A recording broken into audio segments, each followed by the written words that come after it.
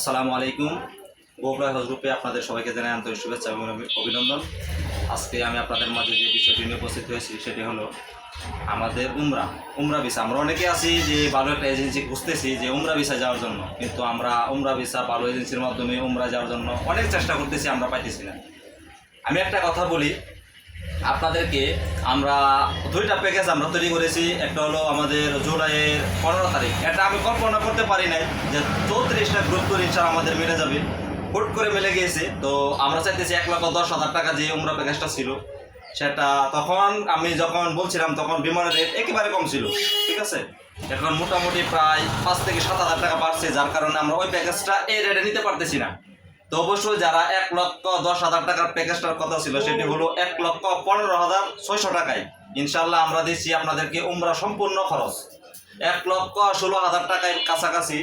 আপনি আসা যাওয়া ট্রানজিট বিমান, ঠিক আছে, আসা যাওয়া ট্রানজিট বিমান 1,16,000 টাকায় 13 দিন 14 রাত আমরা মক্কা মদিনা সহ এবং অন্যান্য যাবতীয় যে খরচ সুযোগ সুবিধা আছে সমস্ত সুযোগ সুবিধা মিলে ইনশাল্লাহ আমরা 1,16,000 টাকায় নিচ্ছি উমরাতে, ঠিক আছে। আমরা এই প্যাকেজে যারা যেতে ইচ্ছুক অবশ্যই আমাদের সাথে যোগাযোগ করবেন।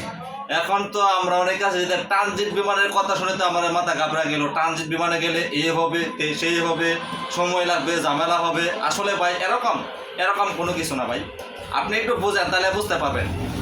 দেখেন, আপনি যে ডাইরেক্ট বিমান সৌদি এয়ারলাইন্স কন, ইউএস বাংলা কন, বিমান বাংলাদেশ কন, হয়তো ঢাকা থেকে জেদ্দা গিয়ে পৌঁছতে সময় লাগে 6 থেকে 7 ঘন্টা, ঠিক আছে। আর ট্রানজিট বিমানে যদি আপনি যান, যেরকম জাজিরা এয়ারলাইন্স, ঠিক আছে, এটা একটা ট্রানজিট বিমান, মাত্র 6 থেকে 8 ঘন্টার ভিতরে আপনি পৌঁছে যাবেন। 7 থেকে 8 ঘন্টার ভিতরে পৌঁছে যাবেন জেদ্দা এয়ারপোর্টে ইনশাল্লাহ। 1 ঘন্টা 10 থেকে 15 মিনিট ট্রানজিট, 1 ঘন্টা 15 মিনিট ট্রানজিট, এটা কোনো ট্রানজিট হলো? আপনি বলেন, আপনি শুধু বিমানটা চেঞ্জ হবে। ভাই আপনি চাইতেছেন এত কম টাকায় কিভাবে আমি আপনাকে দিব?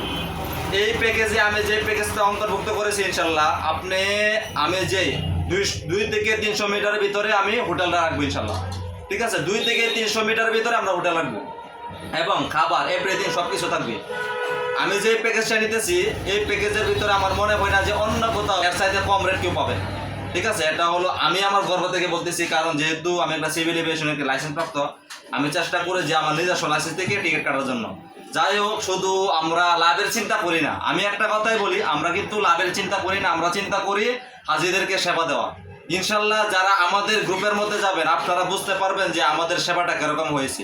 আমি চাই যে আমাদের গ্রুপে যারা যাবে তারা যদি বলে যে আপনার রেফারেন্স পাওয়ার পরে যে জিনিসটা খারাপ হয়েছে, তখন আপনি আমাদেরকে বলবেন।